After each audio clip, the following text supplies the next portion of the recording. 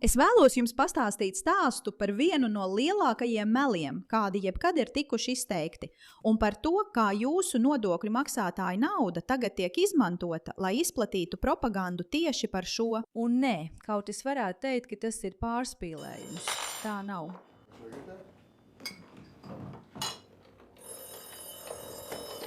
Sveiki! Jā, atvainojiet. Vai mēs varētu parunāt mazliet vēlāk? Man šobrīd ir šie cilvēki, kas veic interviju par Nagbu.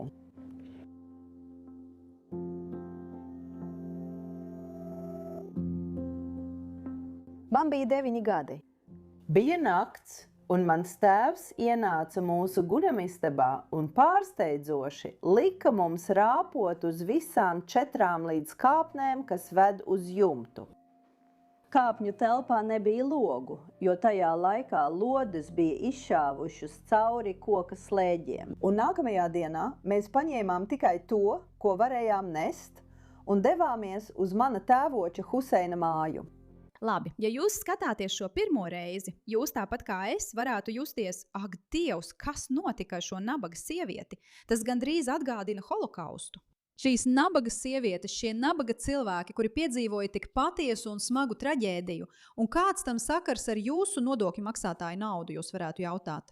Nu, apskatīsim to uz mirkli. Tātad tiem, kuri nezin, kas bija Nagba, Nagba bija un zināmā mērā joprojām ir lielā palestīniešu izdzīšana no viņu mājām no 1947. līdz 1949. gadam, ko veica ļaunā Izraēlas valsts, neskatoties uz to, ka tas notika kara laikā, kuru paši palestīnieši, bet tas ir temats citai reizei. Tagad, kā zināms, ir 2 cilvēki, kuri joprojām tiek uzskatīti par šiem bēgļiem, un tās ir māsas Bela un Gigi Hadida. Jā, jūs zinat tās supermodeles, kuras dzīvo Amerikas Savienotajās valstīs un ir redzamas uz katra ekrāna.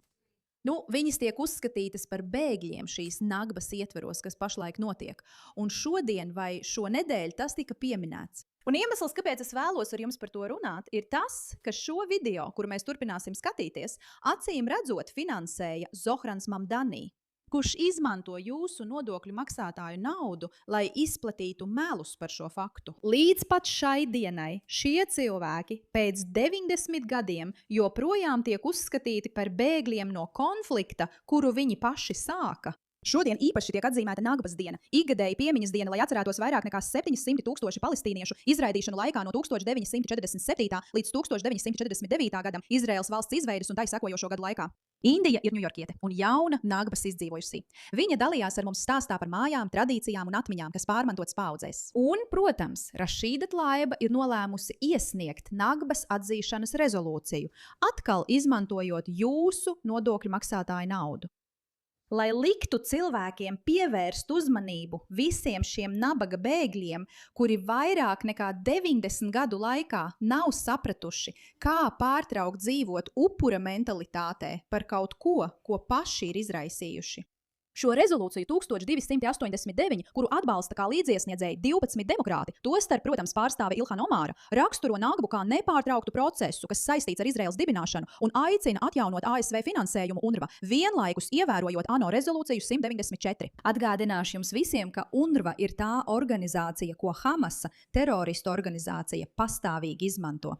Tā atgādina, un starp citu, daži UNRWA darbinieki patiešām nolaupīja dažus izraēliešus 7. oktobrī, bet tas jau ir cits stāsts. Tas atsauc atmiņā 1948. gada karu, kura laikā pilsoņu kara un arābu iebrukumu dēļ tika pārvietoti apmēram 700 000 palestīniešu.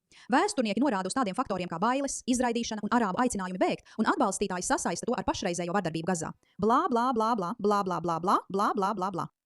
Rezolūcijai ir ļoti mazas izredzes republikāņu vadītajā pārstāvju palātā, ņemot vērā neatrisinātās sūdzības un pretrunīgos stāstījumus, piemēram, ka Nakba nekad nav beigusies. Un tieši par to es vēlos jums pastāstīt.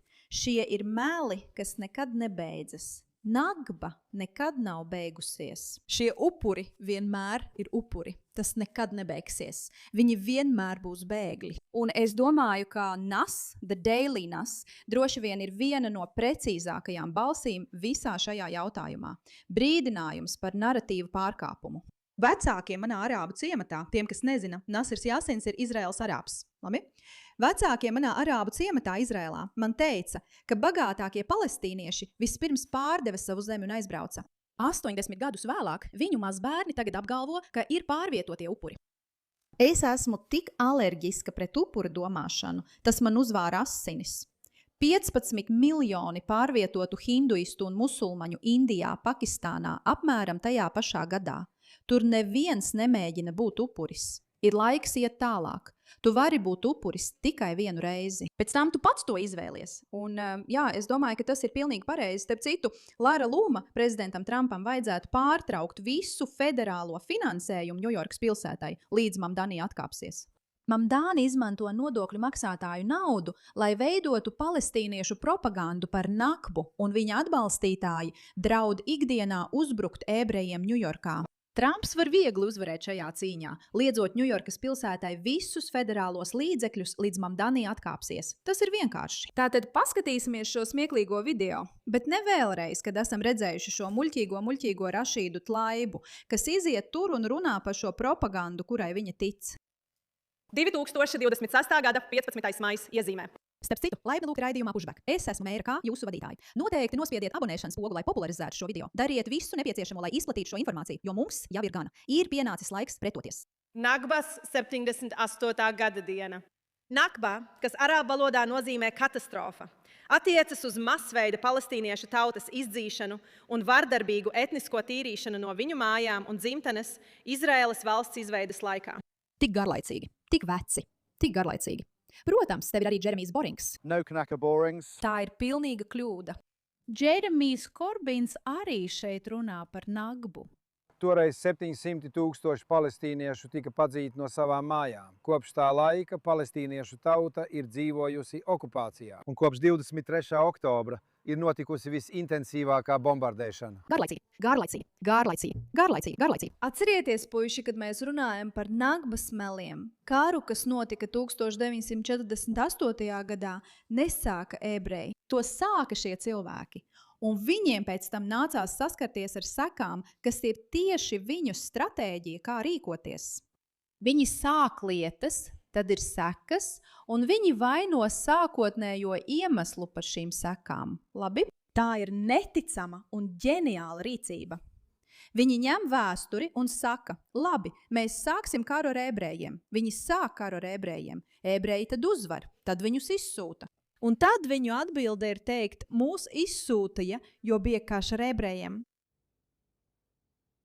Tas īsti nestrādā. Tas ir līdzīgi kā ar visu 7. oktobra lietu. Tā ir stratēģija, ko viņi izmanto. Iemesls, kāpēc mēs izmantojam terorismu, ir mūsu terorisma rezultāti. Tas ir tik stulbi, tas ir nožēlojami. Tiešām, godīgi sakot, ārkārtīgi nožēlojami. Huseina māja Nāblusā, jo Nāblusā nebija nekādu kauju. Cionisti, ziniet, ienāca Jeruzalemē.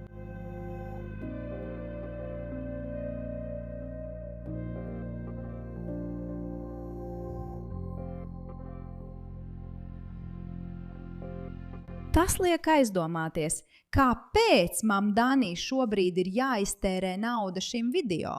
Labi, par šo propagandu. Ko? Kāpēc tieši Ņujorkai šobrīd jākoncentrējas uz to, kad viņi netiek galā ar ledu, kad viņiem jau tā ir miljons dažādu problēmu? Tieši šeit būtu jāiegūda nauda. Un tas vēlreiz atgādina jums, ka šis ir viens no lielākajiem meliem, kādi jebkad teikti, ka palestīnieši ir upuri. Nē, viņi ir upura domāšanas veida izplatītāji, ko viņi ir nolēmuši izmantot pret jums, liederīgie idioti. Un tagad viņiem izdodas iegūt jūsu nodokļu maksātāju naudu, lai izplatītu šos melus. Vai tas nav iespaidīgi no propagandas mašīnas puses?